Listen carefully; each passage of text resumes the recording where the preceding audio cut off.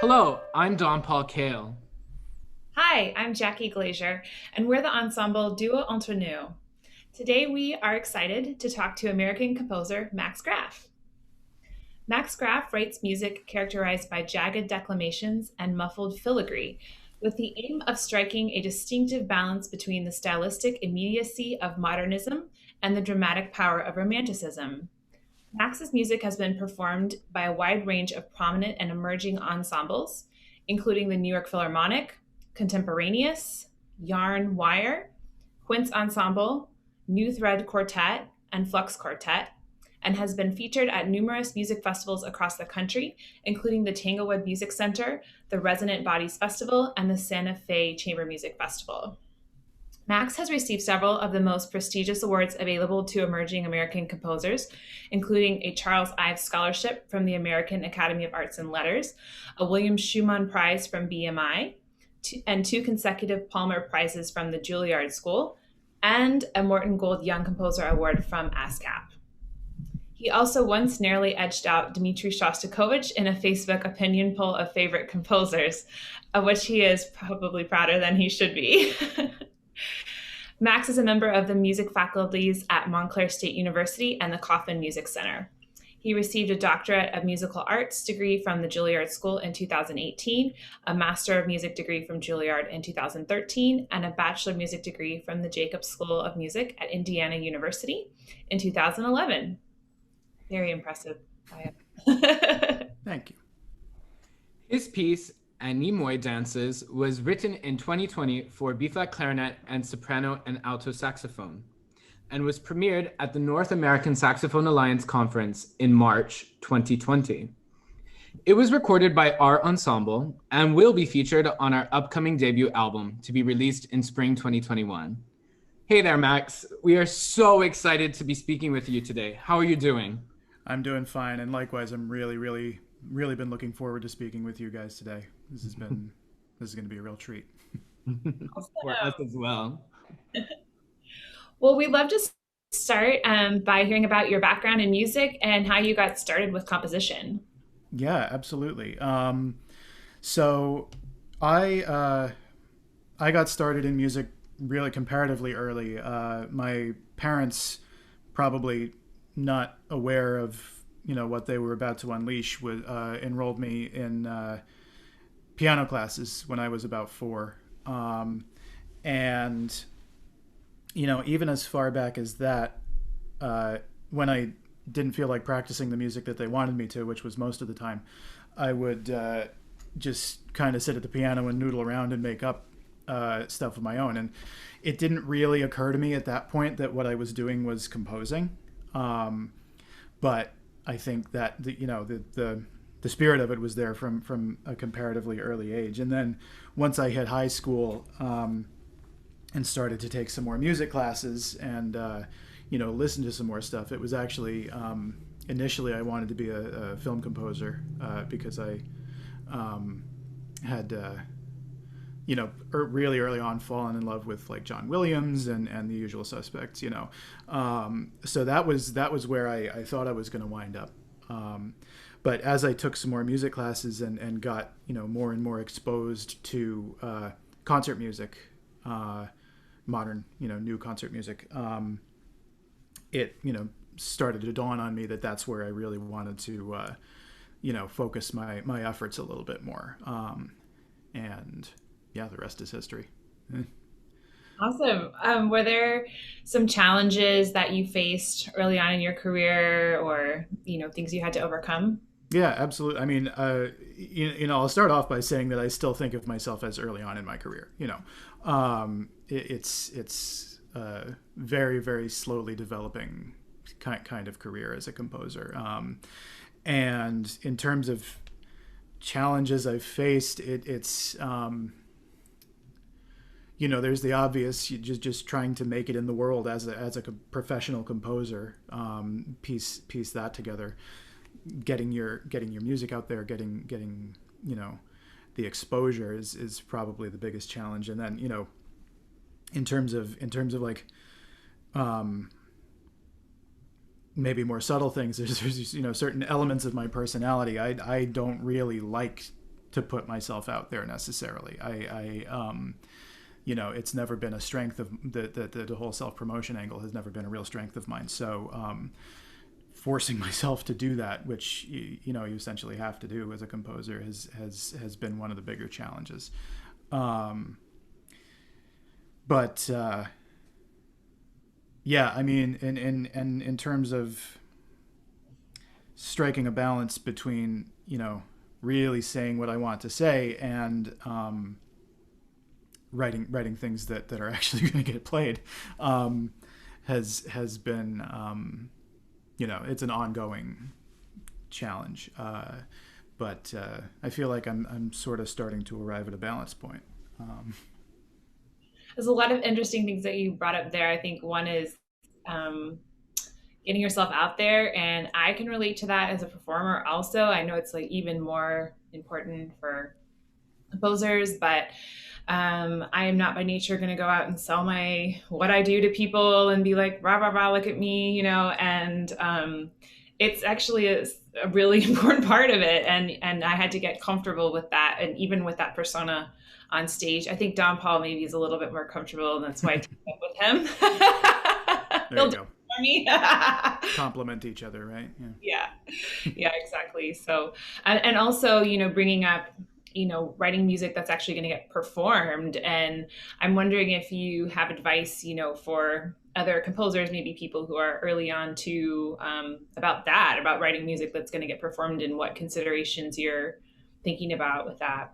Yeah, I mean, in my particular case, which I know you guys ran into this, but my tendency is to write music that's very difficult to perform. I like that element of I like incorporating that element of virtuosity and you know, flash into my music, and that can often, you know, when the performers aren't at as high a level as you guys are, it can limit the opportunities I have to get a piece performed. So, I guess I would say for people who are just getting started out, it's not a question of either or. It's a question of what are your priorities. What do you want your music to be played every day all over the country, or or do you want to, in this particular case, if you're leaning on the side of more difficult music to perform, do you want to sort of limit yourself to these more specialized ensembles? And you know, it may be that your priorities, it may be that you know, your artistic vision aligns with music that's maybe a little bit easier to play and a little bit easier to sell. But I would say, you know, the thing to keep in mind is that it really is just a balancing act between, I guess,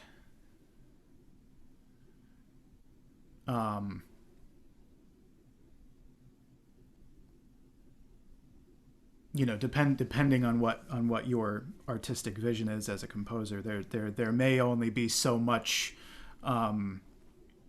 personal artistic fulfillment that you can achieve while still being able to, you know, have your music be out in the world. So I think it's an important consideration. Yeah. Again, I relate. It's like there's some concerts I don't want to play, but I'm getting paid, or I just have to, you know. Yeah. So yeah, no, it's definitely an interesting balance. And I think you know, if I could speak specifically about the piece you wrote for us, Mm-hmm. which we absolutely love, um, I feel like it Played the really. hell out of it too. Oh, thank you. We want to continue to do that. We can't. It's definitely going to be something we can program a lot, and we love that about it, because even though, I mean, it's definitely, you know, high level, you know, really high concept artistic piece, you kind of wrote it in such a way that it's possible, that especially for us, it's programmable because we're a duo and there's lots of space in the music that's really cool. It's something completely different on a concert, and you know, your score was so clean and explained everything. So, you know, things like that that just make things easier, even if somebody's kind of reaching for a piece, I think makes Yeah. it. Yeah, and that's a big piece of advice that I tend to give to my students too. Is when they're thinking about what they're specifically writing for the instruments, is it idiomatic? Like again, striking that balance between like comfortable to play, possible to play, but maybe challenging to play. The advice I always give my kids is that you always want to have in mind what are the question you always want to be asking yourself is what are the physical actions that you're calling on your performers to do, because if you put yourself in that mindset and you say, hey, wait a minute, this thing I'm asking them to do is actually breaking the laws of physics or human anatomy, then that's obviously a problem. And it it's surprising how many people don't necessarily consider that when they're first starting off. Yeah. And the sort of the major the big theme I keep coming back to for my own composition lessons is don't ever forget that the people on the other end are people too, Right. right? They they have needs and limitations just like you do, and it's it's a truly collaborative process. There was something else you mentioned too that I'm blanking out on, It's okay. but but yeah, it's I'm trying to run through in my mind what you what you were talking about with regards to the piece. Oh, about like the space in the piece Mhm. and the specific, like the score was very clear, kind of what you That wanted. was it. Yeah. And I'm a big stickler for notation. Like every time every time I go into a composition lesson, we're easily going to spend like half of it on how the score looks and how clear it is, because it's a part of that relationship.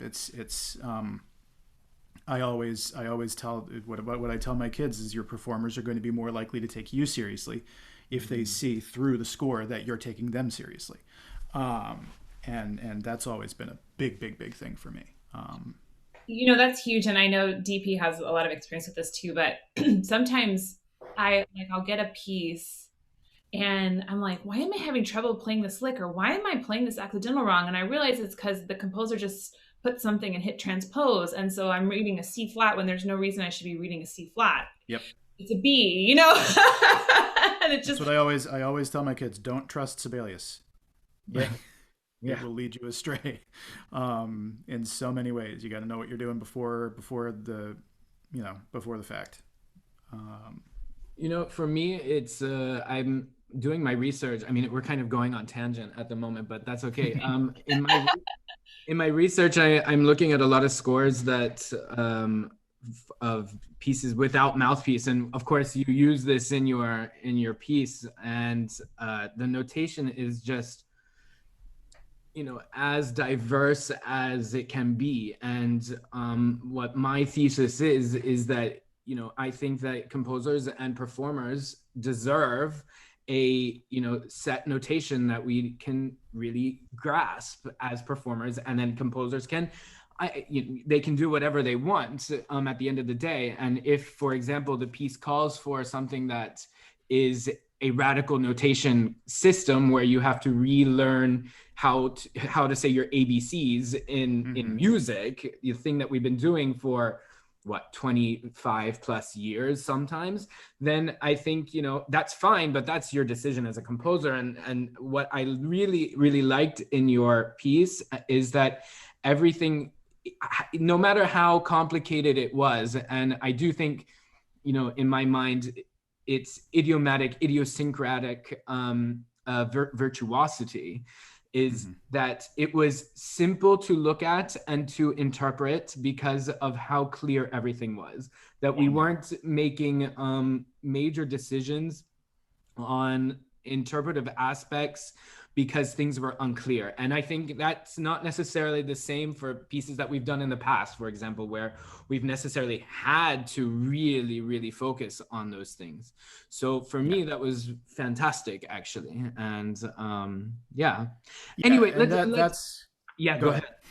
No, go ahead. Yeah, that's kind of the side of the fence that I've fallen on. I usually like to, in terms of like my general strategy approach to notation, I usually like to try to have it bear some kind of relationship to traditional notation. I know there's plenty Yeah. of composers out there who will write pieces where they, devise their own bespoke system of tablature or whatever.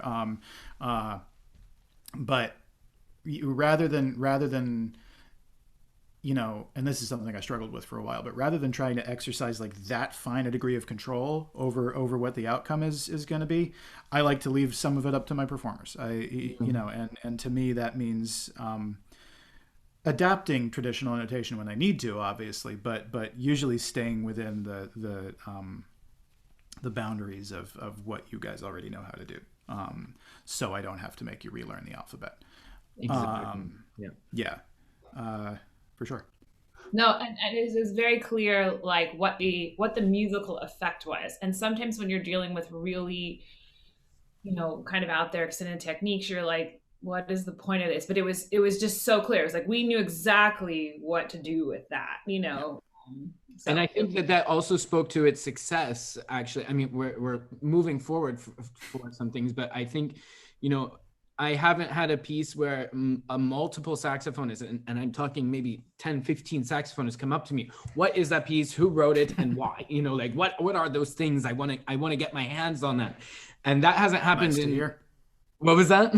Nice to hear. Yeah, yeah. And it's nice to hear for us too that, okay, and that this works and this is effective, and it's not just because we love the piece as performers and that we commissioned it and that you fell in love with it. It also speaks for itself. The music speaks for itself, and that's the biggest honor, I think, that Yeah. that music can bestow upon itself. Well, and it's always the goal, right? But it can be a pretty lofty one. For sure. Um, Yeah. it was a big hit at the saxophone conference. I'm sad that COVID shut everything down, but it really yeah. was. Well. It's We actually got a bittersweet memory for us because it's one of our last major performances, before Well. COVID. Me too. So Yeah. yeah, I just got word that one of my other the premiere that I was supposed to have happen in March is back on. So Oh, that's things are great. the gears are starting to grind back into it. Finally. Mm-hmm. I think let's move a little bit forward. Sure. Yeah, so Max, I'd love to ask about your creative process. What inspires you as a composer? So I was thinking about this a lot. Like, in terms of just like kind of extra musical inspirations for any given piece, I'm kind of a magpie. Like you guys saw, and we'll get into this in a bit. I think down a little ways down the interview, but you guys saw that for your piece, it's inspired by mythology, Greek mythology, which has always been like a real kind of nerdy subject for me. I've always been pretty into it, mythology in general, but particularly Greek. Uh, but on in other pieces, they can be it can be a painting or another piece of art or just a text that I'm inspired by, or like a scientific concept or whatever. So it's in terms of like where outside of music I take inspiration from, it's kind of all over the map. But one of the things that I've really been focusing on over the past few years is just trying to because you guys know from playing the piece and probably listening to my other music that I tend to be a very sort of modernist oriented kind of composer, sort of lots of maybe new or unfamiliar sounds to people, but it's all sort of in the service of for one thing, telling a story. I think of myself as I think of music as like a dramatic or a narrative art first and foremost, rather than a purely sonic one. and it's all sort of in the service of sort of like welcoming listeners into the idea that, you know, hey, these sounds and these these sounds that you may not be super used to hearing can also be, you know, can also have like dramatic and narrative power, um and can also, you know, like create their own sort of aesthetic universe. So that's been what's the big sort of theme of how I've been approaching composition over the past, you know, 3 or 4 years.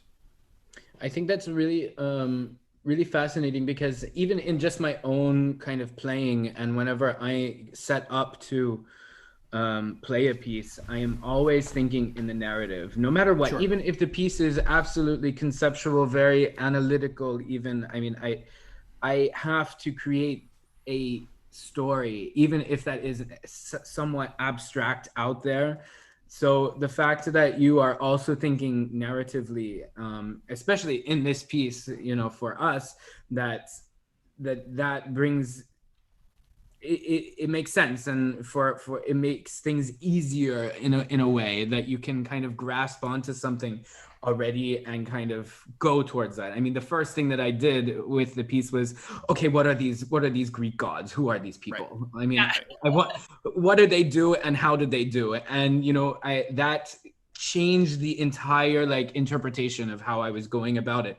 Otherwise, I mean, it would just be notes on the page and it would be whatever I was figuring it out. But you know, for me, even when I'm playing sonatas that have, you know, very typical, the 1, 2, 3 at the top of it, you know, the movements, it has to be, for me, there has to be something that I'm telling, Yeah. no matter what. So Yeah, absolutely. And it doesn't have to be like, you know, a once upon a time story kind of thing with a plot. Even it's just no, no. the story of the music itself is often. And you know, there's plenty of composers out there today who approach or who think of a piece of music as something that's more, you know, maybe more akin to like a sculpture, a sonic Right. sculpture, an object. And that, you know, there's some amazing pieces that take that approach, but it's never quite really been how my ears or my brain work. Um, So, in your current work, with what techniques or elements are you currently fascinated? so I think one of the things you saw in Anemoi Dances was, you know, something I've been playing around with a lot lately is the sort of continuum between like noise and pitchy sounds, and you know, in some ways it the piece I wrote for you guys was an effort on my part to sort of make that, to sort of do a version of exploring that continuum that was, you know, done in a particularly maybe more approachable kind of way. It's probably like I was saying to myself, I think the second movement, the Zephyrus, is like that's something I might have written in undergrad. It's just like, you know, for me anyway, very straightforward, very sort of like, you know, I don't think there might be a couple of slap tongues in there, but other than that, there are very few extended techniques in that movement. It's very sort of, you know, comparatively straight ahead compared to the rest of the piece. So it's one of the more like, let's say, audience facing pieces I've written in a while. And you know, and a lot of that was for me just to see how clearly I could put that, that that concept across of this sort of sliding scale between noisy and pitchy kind of sounds. And this, you know, the shape of this piece in particular is about, you know, emerging and, you know, receding back into those very sort of noise-based, unpitched kind of sounds. And then towards the middle of the piece, it's more about, you know, for the second movement, let's say pitch. And then for the third movement, once you hit all the multiphonics, we're talking about like kind of hyper pitch. and pushing the definition of what a pitched sound is, even you sort of past the limit of um, the traditional definition of it. So that's been a big thing that I've been into lately. The other thing, which wasn't so much an element of this piece, is I've been trying to incorporate a lot more elements of like structured improvisation into my music. A lot of like sort of open, proportional rhythmic notation kind of things. And really just, it again, it all comes back around to this thinking I've been doing over the past several years of, how do I, as a composer, account for just how collaborative the experience is once you start to work with performers, and trying to not in so much of a not in so much of like a John Cage, Pauline Oliveros kind of way, where it's the even the outcome of the piece is almost completely left up to the performer. But in my case, trying to still retain some kind of, I don't want to say like executive control, because I don't like to think of it that way, but trying to break down the barrier, or what I see as a barrier between the composers and the performers. So that's been a big sort of higher level thing I've been thinking about lately.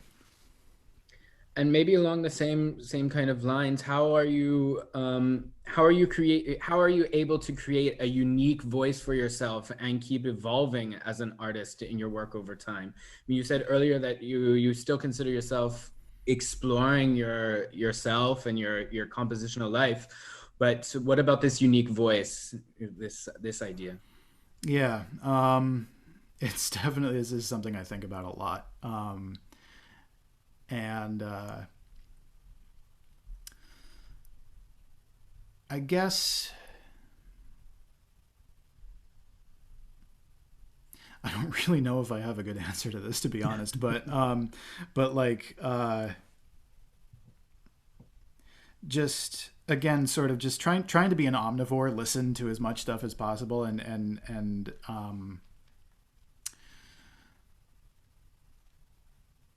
take from it what does speak to me, and you come into it with that mindset, that there are always going to be certain things I do and don't like about any given piece that I listen to, and really trying to incorporate the kinds of approaches that do speak to me into my own language. And it's often a really, really sort of agonizing process for me, to try to incorporate new things into my language, because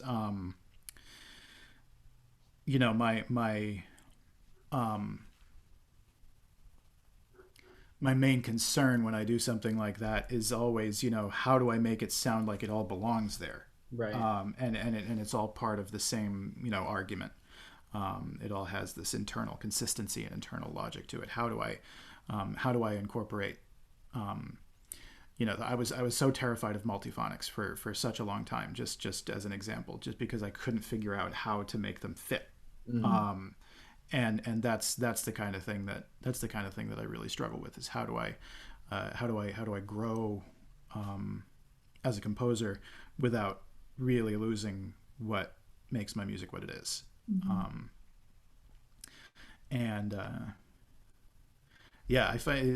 I just find it's usually a matter of just being really meticulous about how I work these things into the music, and usually works out. Yeah. I think that's really nice to hear, actually, that you don't want to put something into your music that doesn't fit just to have it. Right. And so therefore, I think what separates your music away from some other composers in the same kind of age group or same kind of like pedigree, or kind of trajectory even, is that like the the will to not be gimmicky and to Yeah. not just fall in line with everyone else because you're because that you have to use a multiphonic or you have to use a slap or you have to put X, Y, and Z into your piece or integrate these things because it's the thing that's new or Yeah.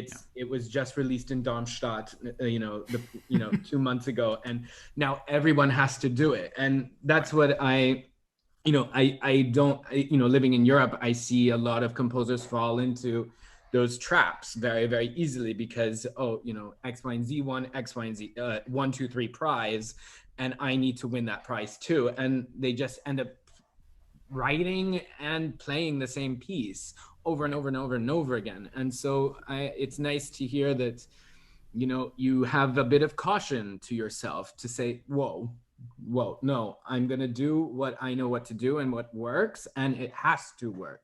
And I think that's a very mature way of tackling music and tackling your artistic, voice.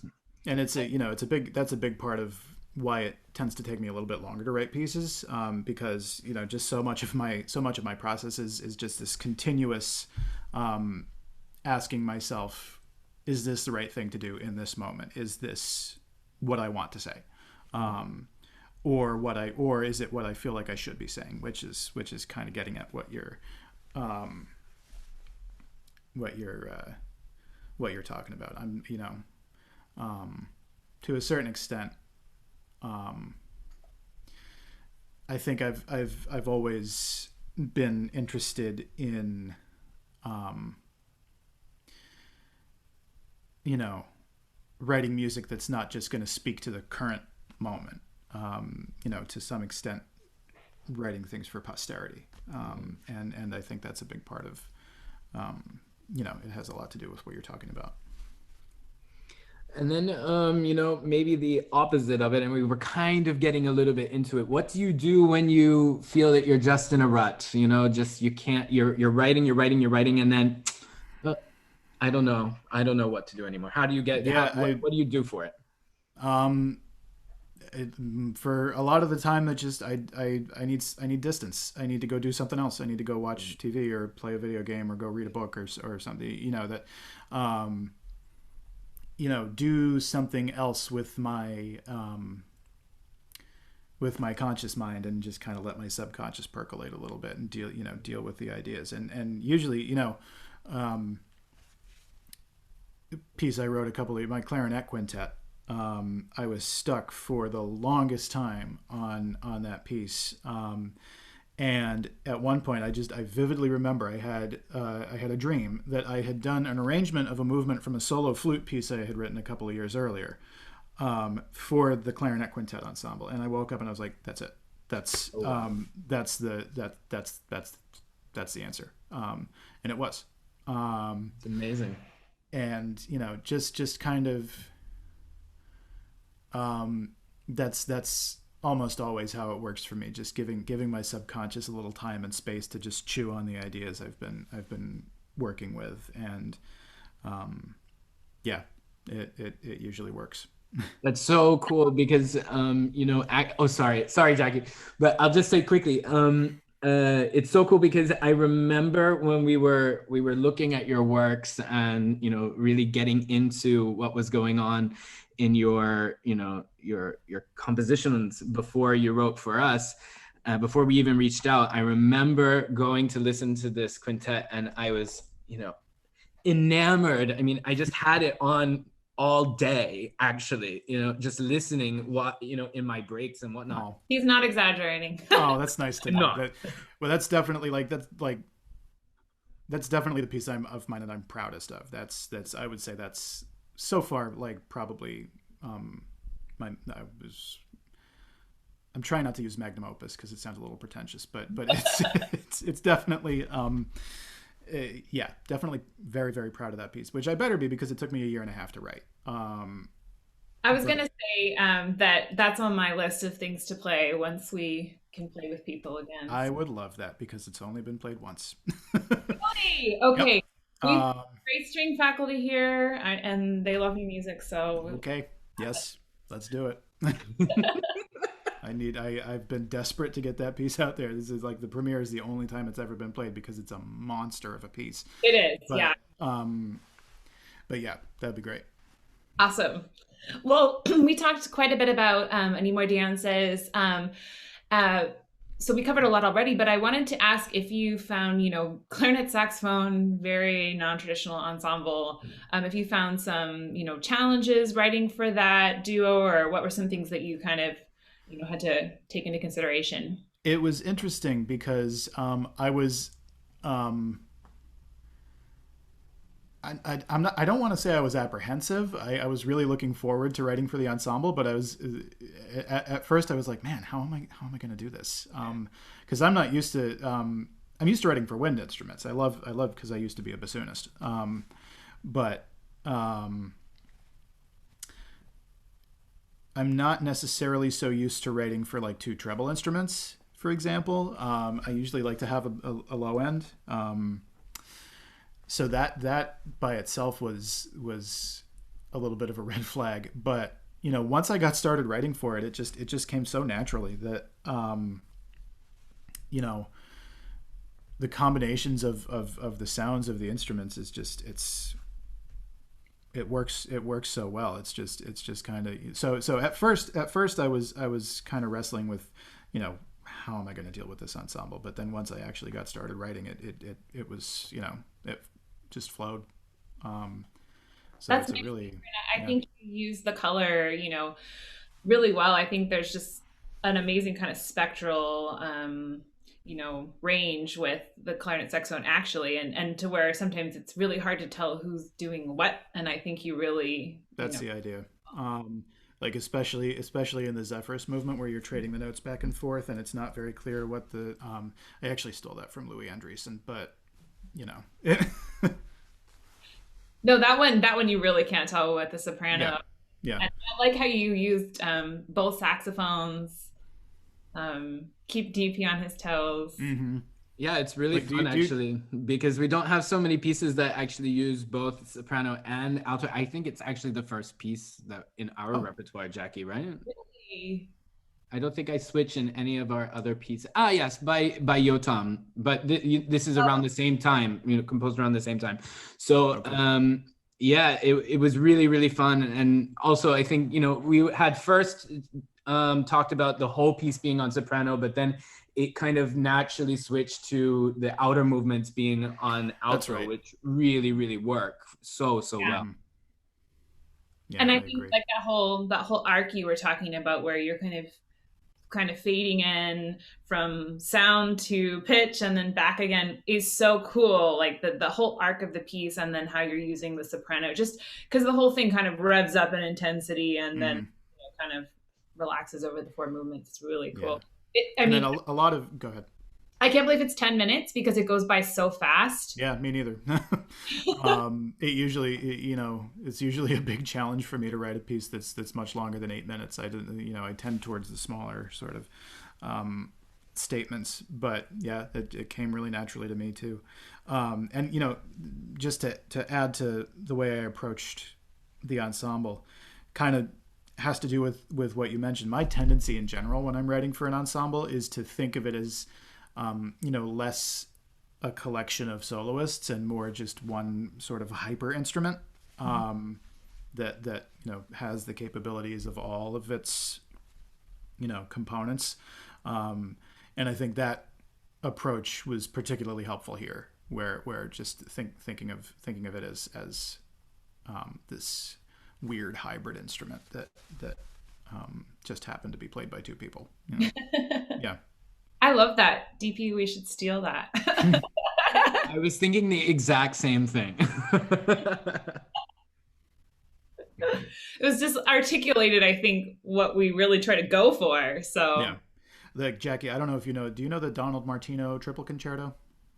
Not super well. I know his unaccompanied piece really well. Yeah, it's the triple concerto is worth checking out because it's B flat clarinet, bass clarinet, and contrabass clarinet, and he treats them like one giant mega clarinet, and it's awesome.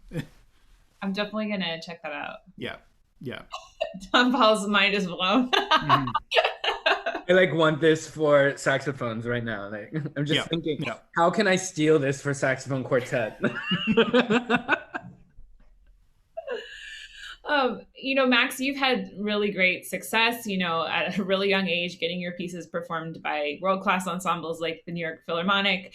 And so I'm just wondering if you have any advice to give to other young composers on collaborating with performers and getting their music out there. Yeah. Make friends. Just that's really what it boils down to. So many of my highest profile performances at this point have been right down to just the friendships that I've made and the collaborative relationships that I've formed. And whether that's with other performers or other composers or like mentor figures, or it's really about, for me at least, it's really been more about, because it's like I said before, I both don't very much enjoy and I'm not very good at self promotion. So what it comes down to, and what it has come down to for me, is it's really been about this forging those interpersonal relationships, and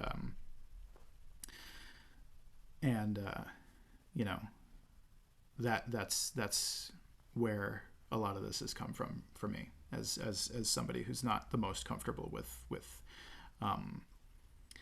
treating it like a product that I'm selling. Right. Yeah, I think that's great advice and true for all of us. Those Yeah. relationships are so important. That's Well, exactly what I was going to say, actually, Jackie, was that I think it's also a really good thing to know for performers. I mean, I don't think the other composers that we spoke to yet in these interviews have had that advice. And I want to also say for the saxophonist and the clarinetist that are watching, or anyone that's watching, is that you don't know who's going to be your next connection, and just making friends, going out, taking the time to go have that soft drink or that beer with them, it would really, you never know if that's going to make a difference. And Yeah.